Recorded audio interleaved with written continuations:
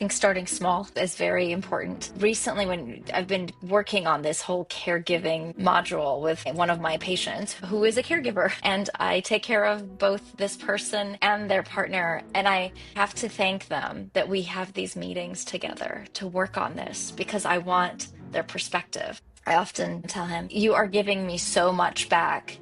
And we're hoping that this sort of 12-step module will help caregivers navigate from my perspective as a physician and from their perspective as a caregiver. So there are questions that I ask that maybe other medical professionals do not ask. And there are things that I say that maybe others don't say. Sometimes I cross boundaries. It is what it is. But when I'm talking to my patients, I tell them occasionally, I don't know what's going on. Sometimes they come in with very rare symptoms, but we're going to find this out together. We are going to figure this out together. Or I don't know what is going on. Are you willing to travel if I can find the place that will help us discover what is going on? And I have sent people across the country for answers. And I have been involved virtually with discussions with when the person is there and the professional so we can try to understand what is going on.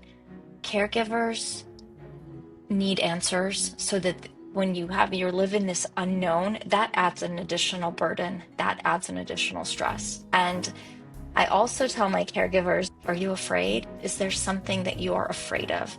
I don't think other doctors ask that questions routinely. Tell me about that. That's the next question. Are you tired? Tell me about that. Are you sleeping? No. Tell me about that. How are you sleeping? Are you taking your medications? Tell me about that, so that it opens up the dialogue. And just a few days ago, someone said, you're going to think I'm crazy, but my gut says this. And I said, well, your gut is right, because you know better. You actually know when your gut tells you something, then there's a moment to pause. And I did come back as there's not a medical term for that.